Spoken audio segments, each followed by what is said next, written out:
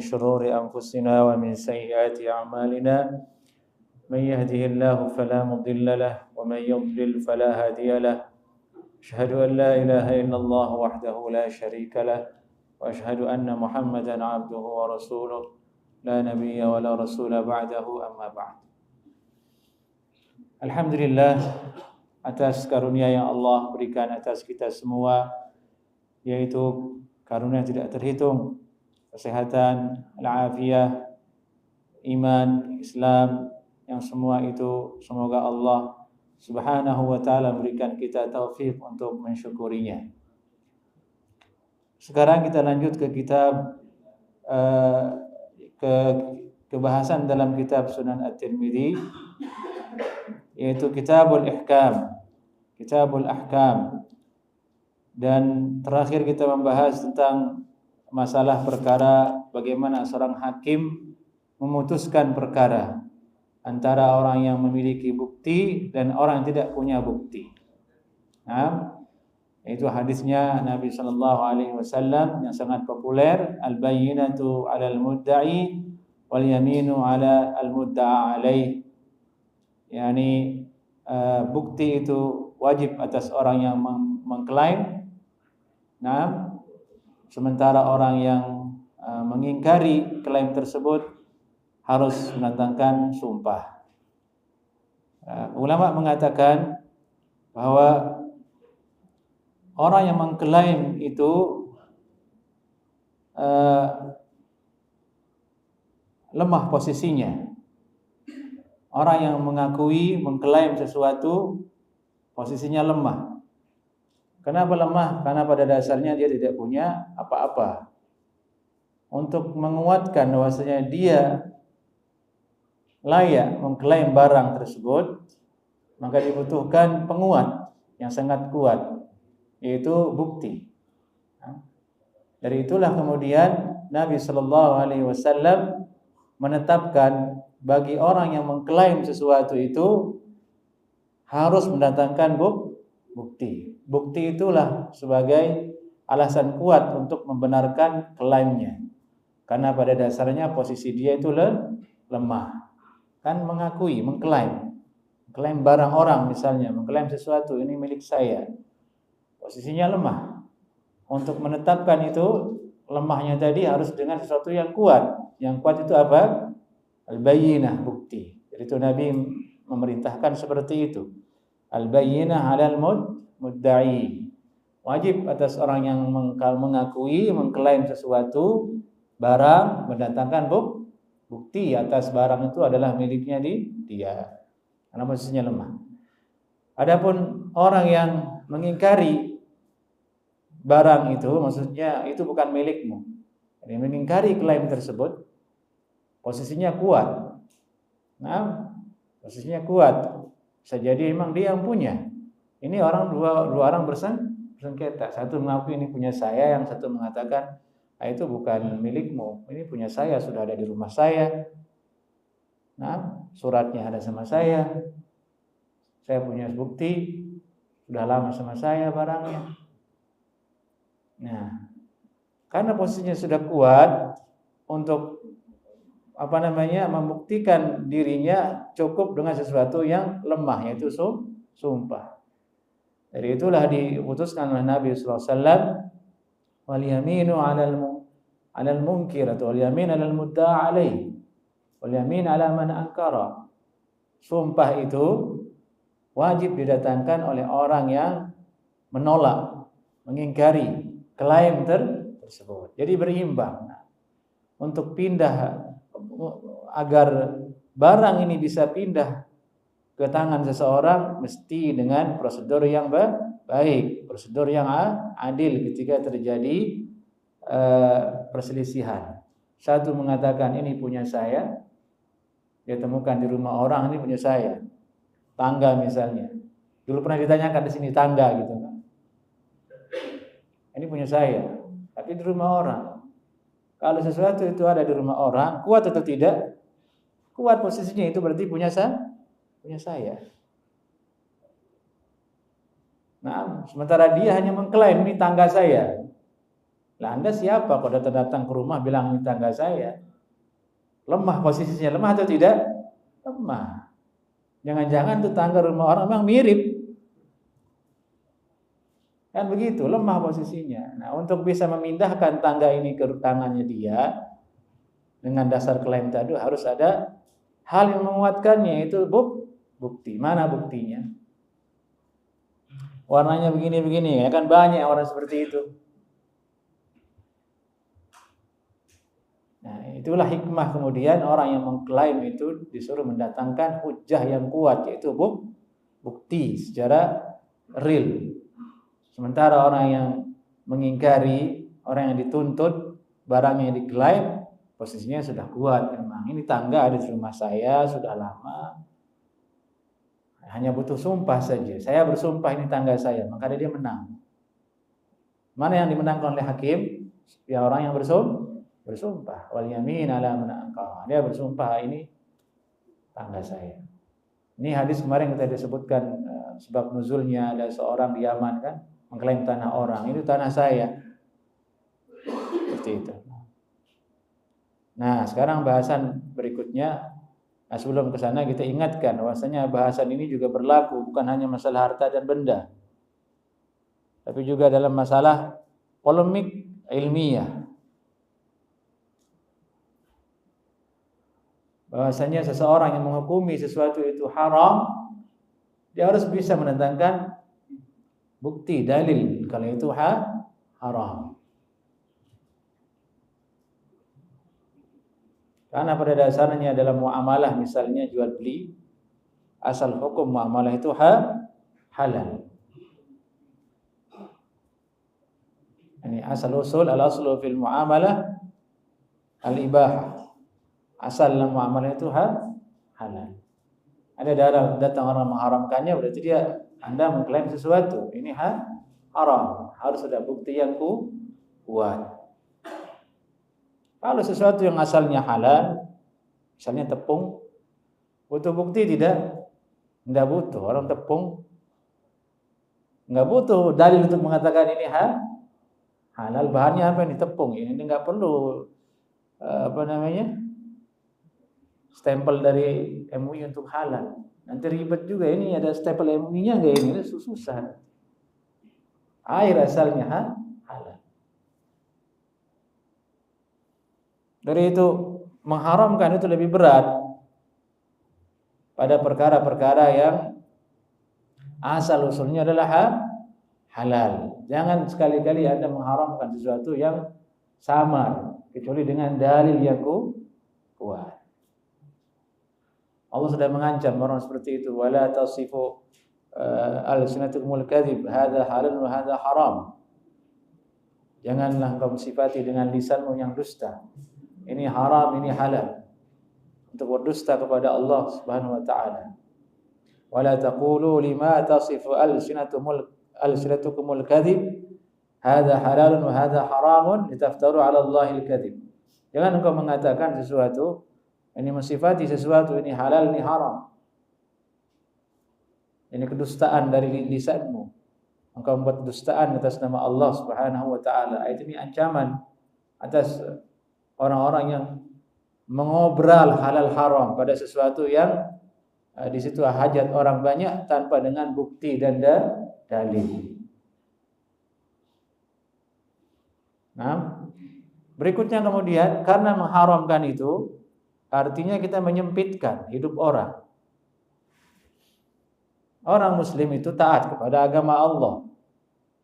Halal itu artinya keluasan untuk orang muslim, untuk hamba Allah melakukannya. Ketika Anda mengatakan itu haram, artinya apa? Anda menyempitkan. Karena haram itu membatasi, jangan lakukan. Tidak boleh Anda lakukan. Berat tidak itu?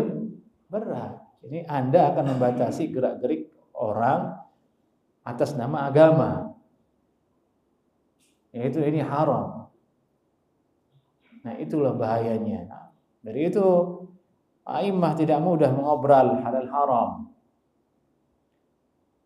Mereka kadang pada generasi salaf terdahulu kalau ada perkara yang samar itu mereka mengatakan makruh. Itu sebagai bentuk wara', berhati-hati. Jangan sampai jatuh kepada ancaman Allah, yakni mengharamkan dan sampai jatuh kepada membatasi hidup orang muslim. Misal rambut panjang, halal apa haram? Halal. Tidak boleh orang datang bilang rambut antum panjang, haram. Itu membatasi namanya, tidak boleh. Nah.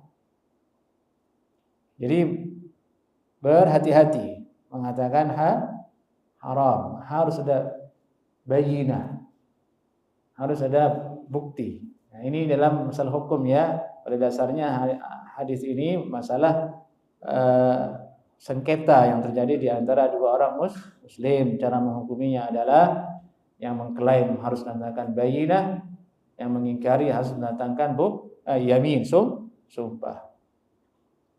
Baik. Nah, sekarang bahasan berikutnya babu ma jaa fil yamin ma'asyahid. Ada kalanya kemudian orang itu tidak memiliki bayinah, bukti dalam sengketa itu. Tapi dia punya saksi, kemudian persaksian itu diperkuat oleh sumpah. Bagaimanakah hukumnya sekarang ini? Klaim ini. Nah, ulangi lagi gambarannya. Ini yang mengklaim ini sekarang tidak punya bukti. Yang dia punya adalah saksi. Saksi, karena lemah saksi ini, ya hanya satu dia punya, harusnya saksi itu dua. Wastashhidu shahidan min rijalikum. Yang hendaklah bersaksi di antara kalian dua orang lelaki. Dia tidak punya hanya saksi satu. Tapi dia perkuat kemudian. Saya bersumpah. Ini ada saksi satu, tapi saya kuatkan lagi saksi ini dengan sumpah saya. Nah, bagaimana hukumnya? Apakah bisa dimenangkan atau tidak oleh hakim? Nah, ini bahasannya sekarang. Itu yang dimaksud oleh Imam Abu Isa At-Tirmidzi, babu ma jaa fil yamin ma'asyahid. Bab bahasan tentang sumpah yang disertai dengan saksi. Jadi nyambung nih bahasanya dengan sebelumnya. Bagaimana bunyi hadisnya? Qala hadatsana Ya'qub bin Ibrahim Ad-Dawraqi qala hadatsana Abdul Aziz bin Muhammad qala hadatsani Rabi'ah ابن أبي عبد الرحمن عن سهيل بن أبي صالح عن أبيه عن أبي هريرة قال قضى رسول الله صلى الله عليه وسلم باليمين مع الشاهد الواحد. Ini hadis Bukhari Muslim, nah. Dikeluarkan Imam Bukhari dan juga Imam Muslim, juga oleh Imam An-Nasa'i, Imam Ibnu Majah, termasuk oleh Imam At-Tirmidzi rahimahumullahu taala ajma'in. Rasulullah SAW beliau bersabda, qadha Rasulullah SAW. Qadha artinya Nabi memutuskan. Sallallahu alaihi wasallam bil yamini ma'asyahid wala wahid. Yani dengan dasar sumpah disertai dengan satu saksi. Ini sudah cukup. Itu yang sahih. Bahwasanya boleh dimenangkan klaim seseorang itu dengan sumpah dan satu orang saksi. Pada dasarnya yang mengklaim itu harus dengan bukti sempurna. Kalau saksi harus datangkan dua saksi. Tapi dia punya hanya setengah. Dia ingin kuatkan dengan sumpah. Maka boleh dilakukan dan itu sah untuk memindahkan suatu barang dan benda kepada dirinya yang barang yang diklaim tersebut.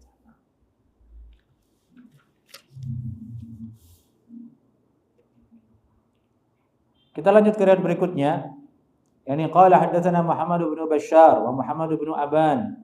Qala haddatsana Abdul Wahhab Ats-Tsaqafi an Ja'far bin Muhammad an abihi an Jabir anna an-nabiy sallallahu alaihi wasallam qada bil yamin ma'a syahid. Ini sama dengan yang tadi, hanya bedanya ini riwayat dari Jabir bin Abdullah. Yang pertama dari riwayat Abu Hurairah radhiyallahu taala anhu. Bahwasanya Rasulullah sallallahu alaihi wasallam diceritakan qada bil yamin ma'a syahid. Nabi SAW memutuskan perkara dengan dasar sumpah disertai dengan saksi. Kemudian hadis yang ketiga dalam bab ini, qala hadatsana Ali bin Hujr, qala akhbarana Ismail bin Ja'far, qala hadatsana Ja'far bin Muhammad an abihi anna an-nabiy sallallahu alaihi wasallam qada bil yamin ma'a syahid al-wahid. qala wa qadha biha Aliyun fiikum. Qala Abu Isa wa hadha ashah. Imam At-Tirmidzi lebih menguatkan riwayat yang beliau sebutkan di sini, yaitu hadis dari Ja'far bin Muhammad dari bapaknya. Nabi sallallahu alaihi wasallam memutuskan dengan sumpah disertai dengan satu saksi. Dan Ja'far bin Muhammad beliau mengatakan qadha biha Aliyun fiikum. Ali bin Abi Thalib khalifahnya Rasulullah SAW juga telah memutuskan dengan cara seperti itu di antara kalian. Ini kata Ja'far bin Muhammad pada zamannya. Nah, ini 3 riwayat yang terkait tentang perkara ini. Riwayat pertama dari Abu Hurairah, riwayat kedua dari Jabir, riwayat ketiga dari siapa? Ja'far bin Muhammad an abihi. Nah, ini yang paling sahih oleh Imam At-Tirmidzi. Kemudian ulama merinci perkara seperti ini diputuskan oleh hakim sumpah dan saksi dalam perkara harta saja. Hukukul mal. Dalam perkara saja. Kalau dalam perkara harta kata ulama, dalam perkara masalah darah, masalah furuj, kemaluan tidak berlaku. Nah, kita perkara manusia itu kan banyak, Pak. Ada perkara yang dia itu bingkai masalahnya seputar tentang harta, perselisihannya. Kadang manusia jatuh kepada perselisihan masalah kemaluan. Nah, ini dilecehkan atau terjadi perselingkuhan dan sebagainya. Itu namanya furuj. Nah, salah satu sektor istilahnya yang terjadi di dalam kehidupan manusia. Ada satu lagi martabat, harga diri. Ini misalnya difitnah dan lain sebagainya. Nah, itu juga manusia bisa terjatuh ke dalam perkara tersebut, dan masing-masing itu ada solusinya dalam syariat Islam. Nah, ada masalah darah. Kalau darah itu si fulan membunuh, dia menabrak diam-diam, dia sengaja nyuntik di tempat yang salah sampai mati misalnya, naudzubillah min dzalik, sengaja pasiennya dibiarin, enggak mau ditolong sampai mati. Itu darah, nyawa. Ini sektor-sektor ini dijaga oleh syariat Islam. Nah, itulah salah satu maqasid, tujuan-tujuan, maksud-maksud dari diterapkannya syariat oleh Allah Subhanahu wa taala untuk menjaga apa? Harta, darah, kemaluan, keturunan, dan agama. Nah, agama itu maksudnya agama tidak boleh dilecehkan, ajaran tidak boleh dihina, ajaran tidak boleh diinjak-injak, harus dihormati. Syiarnya seperti azan, sholat, pengajian, ini syiar jemaah. Kita ngaji itu menghidupkan syiar, bukan main-main. Besar pahalanya. Apalagi di zaman seperti ini jarang ada orang mau ngaji. Nah, orang ngaji lewat handphone maunya sambil baringan, sambil kentut. Gimana mau berkah? Ada bisa berkah ilmu seperti itu, sambil baringan di kasur sambil kentut. Lihat video Syekh. Enggak dapat ilmu seperti itu. Ilmu itu datang ke masjid, duduk, dengarkan.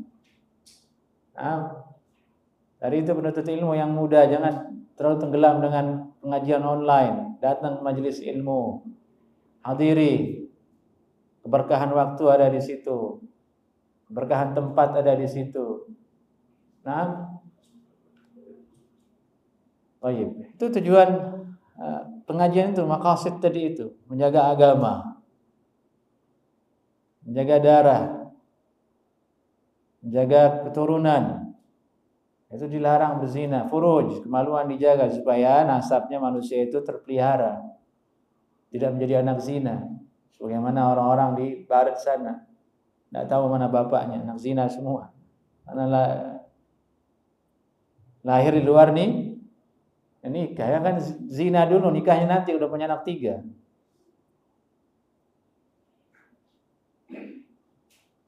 Waliyadzubillah min dzalik. Tapi manusia banyak yang tidak tahu hal itu, ada yang tahu tapi berpaling darinya. Nah, kita bersyukur diberi oleh Allah iman, Islam, kita jalani syariat ini, kita peluk, kita anut sebagai agama, kita datang sholat, kita hindari maksiat semampunya, kita jauhi zina, kita jauhi riba, kita jauhi bunuh orang. Itu kita bersyukur, itu taufik dari Allah, dan semoga kita husnul khatimah, mati di atas jalan seperti itu. Baik. Sekarang kita lanjut ke bahasan berikutnya. Babu ma jaa fil 'abdi yakunu bainar rajulaini fayu'tiqu ahaduhuma nasibahu. Bab yang datang pada bahasan tentang seorang hamba yakunu bainar rajulain. Hamba ini milik 2 orang laki-laki. Lagi-lagi ini masalah zaman dulu, perbudakan. Jadi undang-undang tentang perbudakan di dalam Islam itu masih ada, tidak dihapus hukumnya. Ada di dalam Al-Quran dan ada dalam hadis.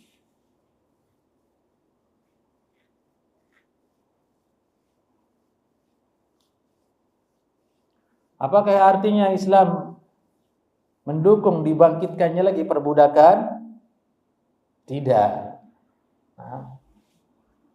Islam adalah syariat yang mendorong justru supaya perbudakan itu dibubarkan, supaya perbudakan itu hilang di atas muka bumi. Itu sesuai dengan Undang-Undang Dasar kalau nggak salah ya. Ada yang hafal itu Undang-Undang Dasar? Yang dibaca di upacara bendera itu ada. Undang-Undang Dasar menghapus perbudakan. Kan? Syariat Islam itu datang untuk mengatur itu, dan tujuannya untuk meringankan dan mendorong supaya merdeka, tidak ada lagi budak. Tapi masih ada sampai sekarang. Sekarang sudah ada, tidak ada lagi budak. Ayatnya masih ada, hadisnya masih ada, dan tidak dihapus hukumnya oleh ulama, berlaku. Artinya kita pahami bahwasanya nusus-nusus dalam Al-Quran dan hadis tentang perbudakan itu adalah cadangan, undang-undang yang masih berlaku.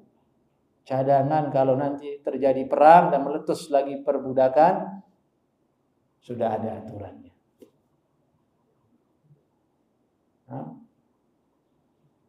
Sebelum Islam datang, perbudakan itu sudah menjadi hal lumrah di dunia dan peradaban manusia. Dan secara kebutuhan manusia itu butuh budak dulu. Kalau sekarang bentuknya butuh kepada pembantu, tapi mereka bukan budak ya, beda ya. Artinya khadim, butuh ada orang yang berkhidmat ke dia, membantu dia, membantu urusannya, membantu usahanya.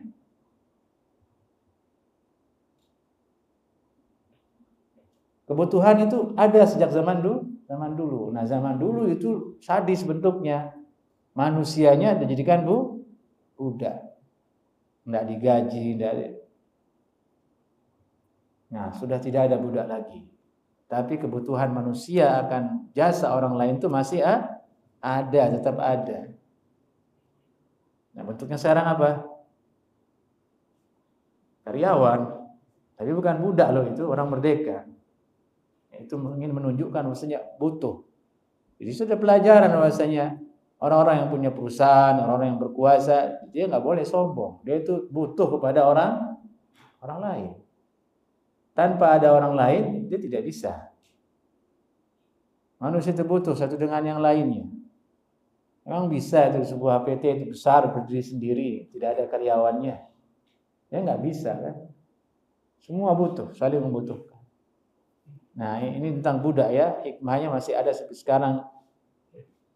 Nusus dari Al-Quran dan hadis tentang perbudakan sebagai cadangan seandainya terjadi, sudah ada undang-undangnya sesuai dengan kebutuhan manusia itu sendiri. Nah, ini sekarang kita kembali ke judulnya, satu budak dimiliki oleh dua orang. Satunya dia bilang, saya merdekakan kamu. Satunya belum. Jadi setengah merdeka, setengah. Nah, sementara badan cuma satu, dimiliki dua orang. Nah, bagaimana solusinya sekarang? Bagaimana jalan keluarnya? Qala haddatsana Ahmad bin Mani qala haddatsana Ismail bin Ibrahim an Ayyub an-Nafi' an Ibn Umar an Nabi sallallahu alaihi wasallam qala man a'taqa nasiban aw qala shiqsan aw qala shirkan lahu fi 'abdin fakana lahu min al-mali ma yablughu thamanahu biqimati al-'adli fa huwa 'atiqun wa illa faqad 'ataqa minhu ma 'ataqa. Dari Abdullah bin Umar dari Nabi sallallahu alaihi wasallam, beliau bersabda, siapa saja yang memerdekakan bagian au syiqsan. Ini seterusnya mengatakan syiqsan. Nah, syiqsan artinya lebih umum lagi. Al-ainul mushtarakah min kulli syai'. Suatu benda yang dimiliki bersama. Itu arti syiqsan. Suatu benda yang dimiliki bersama. Umum apapun itu. Au syirkan. Hissah wa nasib. Siapa sih yang memerdekakan bagiannya? Lahu fi 'abdin. Ini bagian dari dia bersyarikat dengan orang lain pada seorang hamba, disebutkan di sini yang jelas letak masalahnya itu pada hamba, fi 'abdin, seorang budak. Fakana lahu minal mal, lalu budak ini punya harta. Ma yablughu thamanahu, yang mencapai ke harga dari dirinya sendiri, setengah itu. Misalnya harga budak ini kalau setengah harganya 100 juta, 200 juta kalau total, ya bagi dua ini 100, ini 100, naudzubillah min dzalik. Alhamdulillah kita merdeka, Pak. Kalau antum hidup di zaman perbudakan, gimana nasib kita itu? Jangan-jangan kita jadi budak. Alhamdulillah, alhamdulillah, alhamdulillah, alhamdulillah. Ini 500, ini 100. Yang satu kawannya bilang kamu merdeka. Berarti tinggal 100 juta. Ternyata dia punya uang segitu budaknya. Nah, dianjurkan untuk menerima. Yang satu orang yang punya ini dianjurkan untuk menerima saja uang itu agar dia merdeka. Ini hadis ini menunjukkan supaya mendorong orang yang punya budak di zaman itu untuk memberikan kemudahan supaya budak itu merdeka. Itu tadi bersabda di sini, "Fakana lahu minal mal ma yablughu thamanahu biqimatil adli fa huwa 'atiq." Dia punya harta budak ini dengan harga yang adil untuk dirinya, maka dia merdeka. Ini anjuran bagi orang yang punya budak agar sudah merdekakan dia, disuruh merdekakan dia punya uang. Jangan lagi bersulit. Karena dia sudah merdeka setengah. Enggak boleh lagi disuruh. Badannya setengah sudah merdeka. Wa illa faqad ataqa minhu ma ataqa. Kalau tidak punya harta yang mencapai harga dirinya dengan harga yang adil setengah itu, maka yang merdeka adalah bagian yang telah dimerdekakan. Dalam satu riwayat disebutkan bahwasanya diperintahkan untuk summa yustas'a fi nasibil ladzi lam yu'taq ghairu mashquqin alaihi. Kalau misalnya tidak punya harta, maka disuruh untuk bekerja budak tersebut sampai mencapai harga yang ditentukan oleh pemilik satu orang yang belum memerdekakan tadi. Tapi disuruhnya jangan sampai ghairu mashquqin alaihi, tanpa dipersulit, tanpa diperberat. Ini adab dalam Islam. Nah, budak saja disuruh jangan perberat. Jangan sampai gempor. Nah, jangan di luar kemampuannya. Apalagi orang yang merdeka. Manusia muslim merdeka. Tidak boleh di luar kapasitas dan kemampuan dia. Nah, wala yukallaf illa ma yutiq. Jangan dibebani kecuali dengan apa yang dia mampu. Ini dalam dunia laki-laki pekerja ya. Bagaimana dengan perempuan? Lebih-lebih lagi disuruh jangan paksa dia. Di luar kapasitas kemampuan dia sebagai seorang perempuan. Nah, jangan mentang-mentang jadi suami maunya beres semua. Rumah harus bersih. Dari gerbang rumahnya sampai atap disuruh bersihin istrinya. Pakaian harus bersih, makanan harus enak tiap hari. Kamu harus cantik tiap hari. Gimana mampu orang seperti itu? Suruh beranak tiap tahun juga. Budak saja dilarang sama Nabi, ghairu mashquqin alaih. Suruh dia bekerja supaya sampai ke derajat bisa bebasin dirinya, tapi jangan terlalu berat. Dia manusia.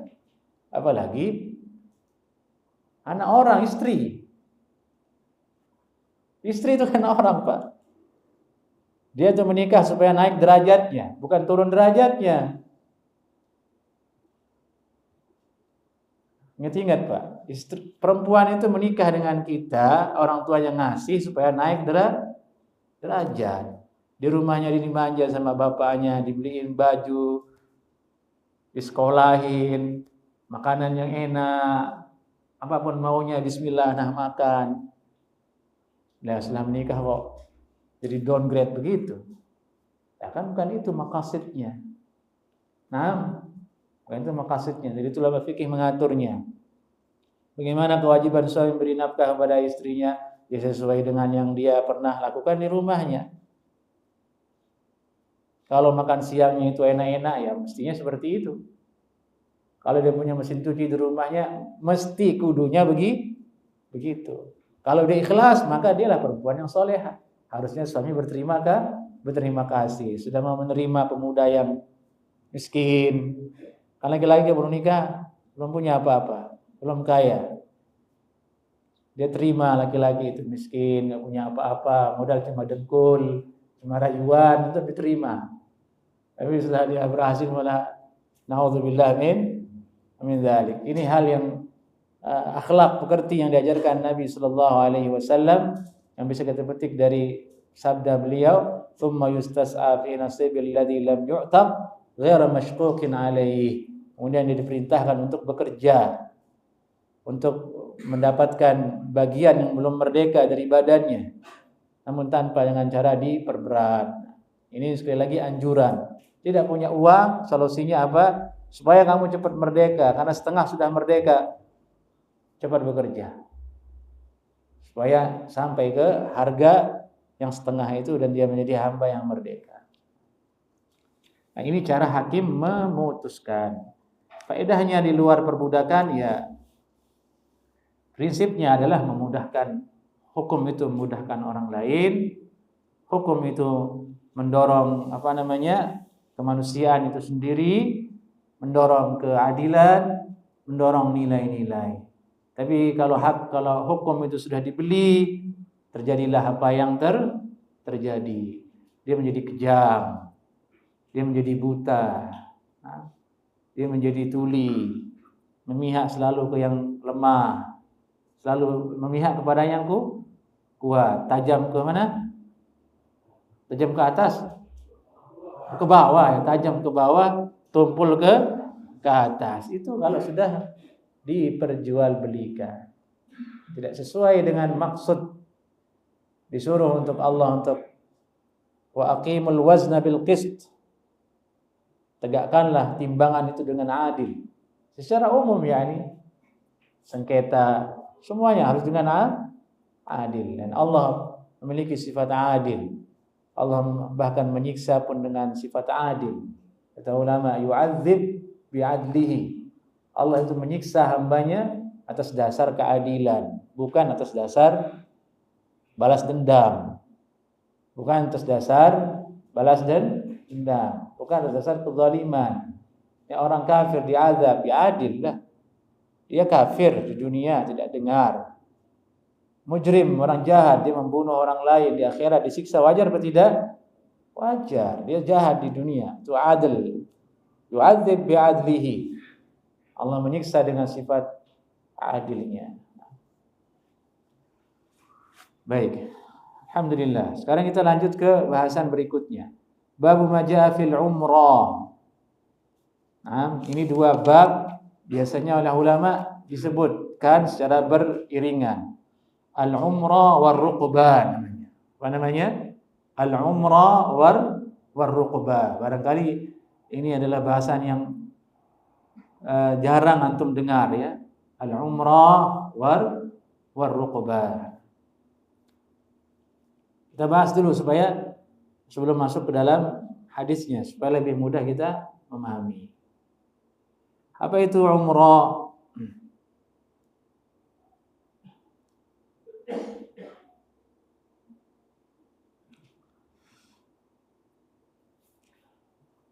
Kalimatnya umrah ada ya di akhirnya. Ya.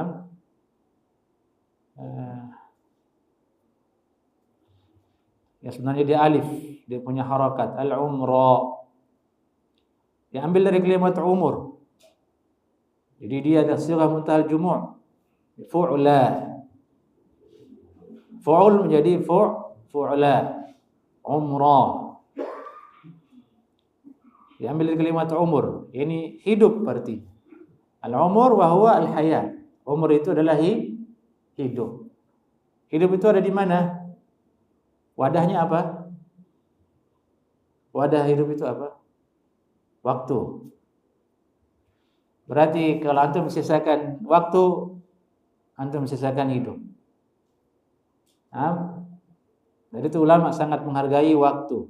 Karena waktu itu adalah umur. Hidup itu sendiri. Dan ajibnya kita manusia itu lebih banyak tidur daripada hidupnya. Pernah ada yang menghitungnya kalau nggak salah itu. Kalau orang umurnya 60 tahun, tidurnya 8 jam sehari, belum siangnya 2 jam.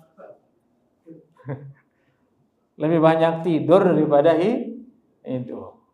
Dan tidur itu disebutkan di hadis, akhul maut, saudaranya mati.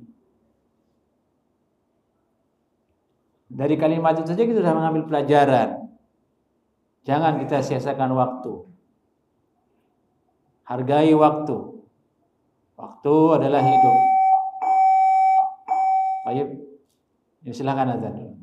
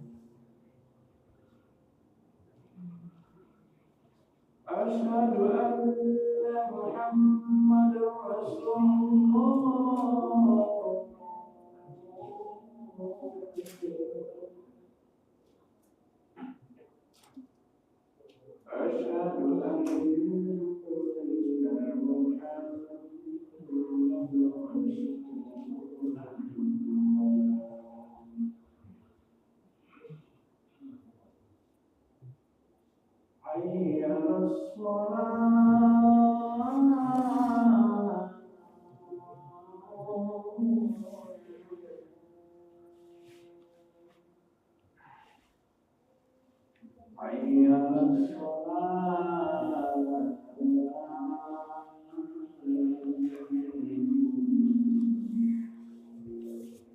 haula wala quwata illa billah.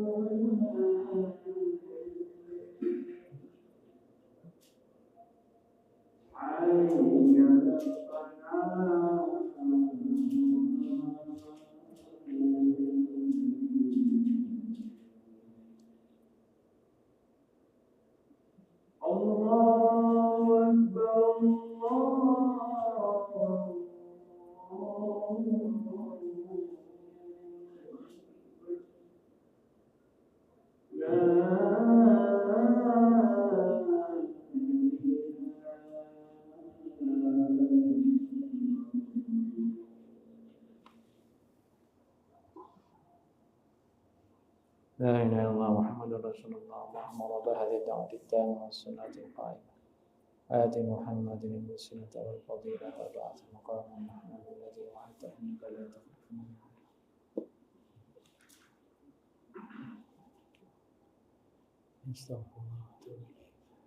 Baik. Kemudian al-umrah itu dari istilah bahasa ya. Umrah itu artinya umur, artinya hayat, diambil dari kata itu. Kemudian dari sisi fikih disebut dengan umrah. yakni seseorang yakni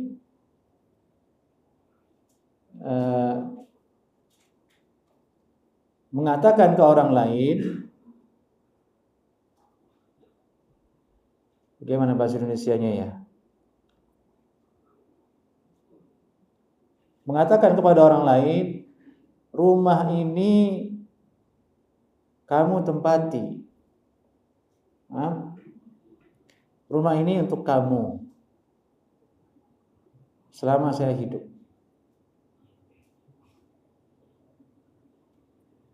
Selama saya hidup. Dari itu dikatakan umrah karena dihubungkan dengan batasan hidup, umur.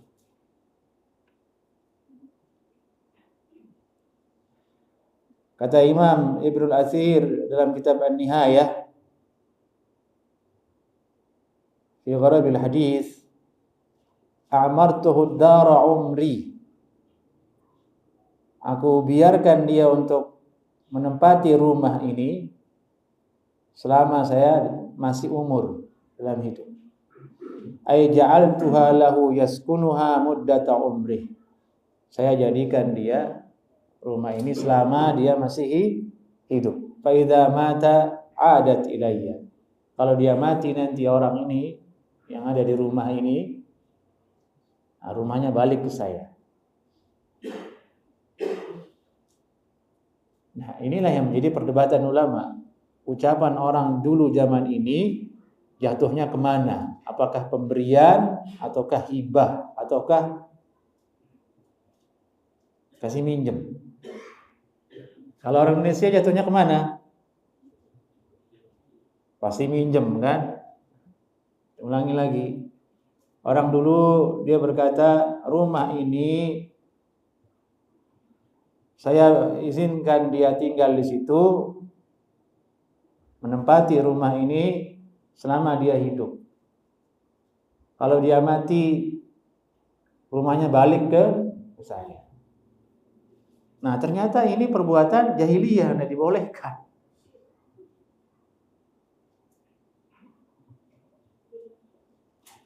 Diluruskan. Nah, meluruskannya bagaimana? Kata ulama, kalau orang sudah mengatakan begitu, maka artinya rumah itu sudah jatuh kepada pemberian dan hibah.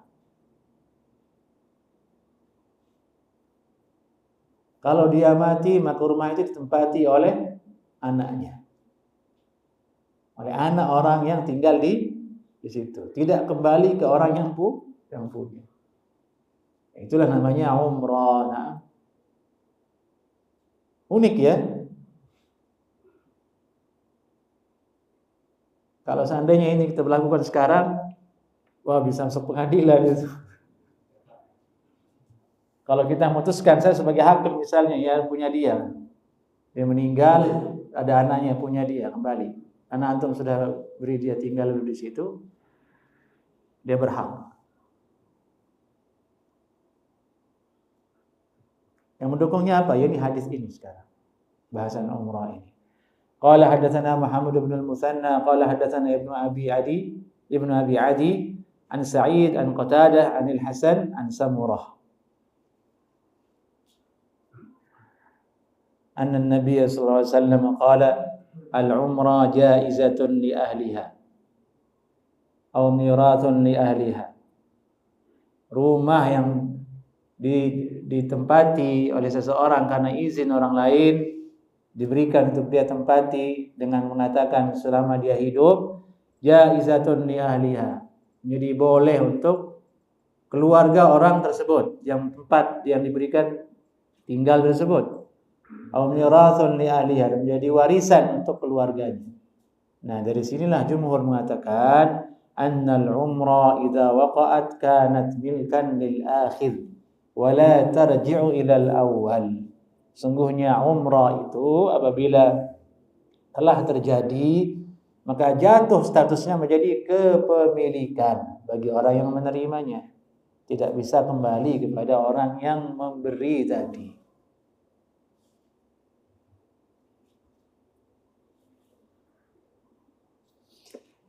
Illa, kecuali, kata ulama, in sarraha bi ishtirati dzalik, kecuali orang yang memberi itu, memberikan umrah tadi itu, dari awal dia sudah matre tanda tangan, mengatakan ini bukan beri ya, bukan kepemilikan, kasih pinjem di rumah, daripada antum ngontrak nggak ada yang jaga ini rumah, nanti hancur, kamu pakai deh sementara, matre tanda tangan, bukan umrah ini ya gitu. Karena kalau dia bilang umrah nanti punya dia itu. Nah, ini kasusnya. Nah, kalau dia mensyaratkan di awal, dia mengatakan ini bukan umrah, ini daripada nggak dipakai ini rumah, kamu tempati saja dulu sama keluargamu selama kamu hidup.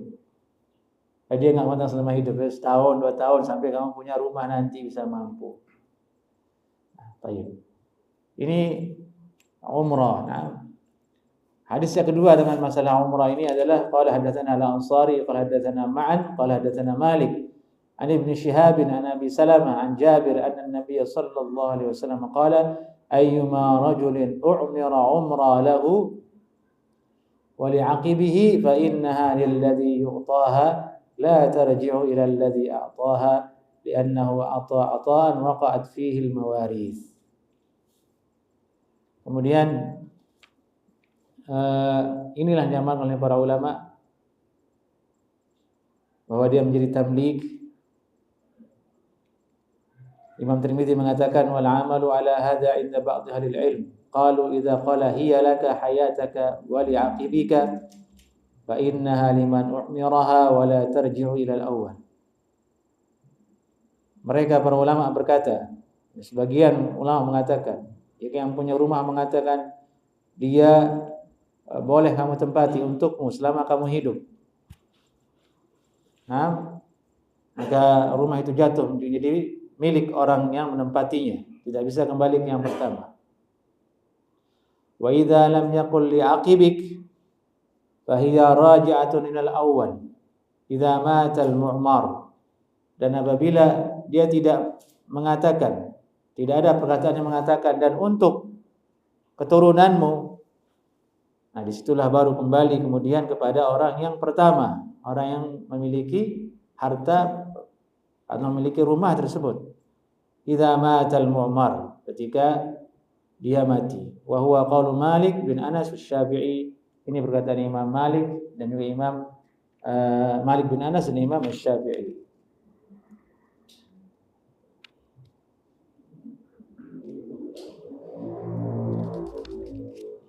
Baik. Kemudian yang kedua, babu majaa fil ruqbah. Ini mirip dengan umrah tadi. Insyaallah taala kita lanjutkan di pertemuan berikutnya insyaallah taala.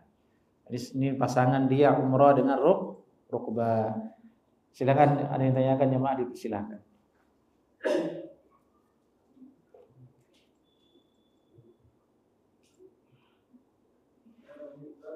Assalamualaikum warahmatullahi wabarakatuh.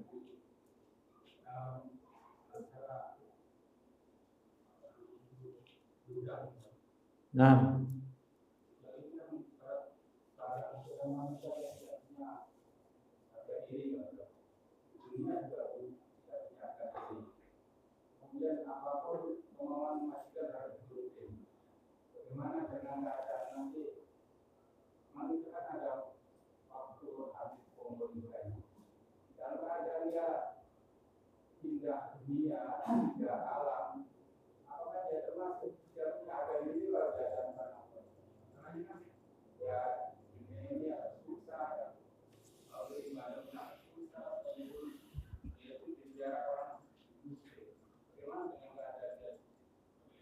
Thayyib, budak itu punya harga diri. Kalau dia beriman, kalau dia muslim, ada hukum-hukumnya. Budak itu dia hanya tidak memiliki hak kepemilikan. Nah, seperti orang yang merdeka. Jadi itu tidak boleh kita gibahi budak. Karena menggibah itu kan mencederai harga diri. Misalnya ada budak, kita gibahi dia, budak itu nggak boleh. Punya harga diri, Islam melindungi dia. Nah, kalau dia beriman, dia sholat, dia taat ke tuannya, masuk surga. Masuk surga, meskipun dia budak. Punya dia harga diri budak itu. Dia hanya tidak norma yang berlaku di masyarakat di zaman tersebut mengharuskan dia tidak punya hak untuk memiliki. Itu saja budak itu. Dia dimiliki. Kalau dia punya barang milik tuannya. Seperti itu. Kastanya juga berbeda dengan orang merdeka. Punya dia harga diri. Itu budak kalau sholat sah sholatnya. Kalau dia ke masjid sah sholatnya. Dilindungi haknya, tidak boleh dipukul, tidak boleh diberikan beban yang berat. Hanya hak kepemilikannya yang tidak ada, tercabut di tengah masyarakat. Dia yang dimiliki, dia dijual sesuai dengan speknya. Kalau dia kuat lebih mahal, kalau dia lemah lebih murah harganya. Baik, na'am. Barakallahu fiik. Intinya Islam paling adil dalam mengatur budak. Disuruh merdekakan. Fakku raqabah. Itu dalil dalam Al-Quran surat Al-Balad. Fakku raqabah. Merdekakanlah budak. Disuruh oleh Allah merdekakan budak. Banyak amalan, pahalanya seperti yang merdekakan budak. Budak enggak ada sekarang. Pahalanya seperti yang merdekakan budak. Dan budak enggak ada sekarang. Itu menunjukkan betapa syariat Islam itu mendorong supaya terjadi kemerdekaan. Nah, di akhirat tentu sesuai dengan keimanan. Bisa jadi budak itu dia beriman, dia lah yang mulia di sisi Allah. Orang beriman. Yang merdeka itu dia kafir, dia lah orang yang terhina. Nah, di dunia tidak semua orang mendapatkan keadilan. Tidak semua orang mendapatkan kesejahteraan dan kekayaan. Dan itu semua ujian untuk manusia. Tapi nanti di akhirat. Di akhirat semua akan ada balasannya masing-masing. Orang yang kaya sebagaimana ada di hadis mahbus, dia tertahan. Orang miskin masuk surga duluan, orang kaya tertahan dulu dihitung hartanya. Apa dari mana Pak? Duitnya dulu di akhirat. Haramkah? Kemudian kamu apain duitmu, kekayaanmu? Ini orang udah masuk surga, dia masih dihitung, mahbus. Orang miskin yang masuk surga, yang kaya di mahbus. Apalagi penguasa, sudah kaya, sudah berkuasa, dihitung kamu berkuasa ngapain dulu? Bukan mahbus lagi, di penjara sudah dia. Syukur-syukur di penjara, kalau langsung nyeblos neraka bagaimana? Auzubillah min dzalik. Jadi itu jemaah, kalau kita ingat akhirat, urusan dunia ini ya begitulah. Bawa slow aja udah. Banyak ingat akhirat. Nah. Aku qouli hadza. Assalamualaikum warahmatullahi wabarakatuh.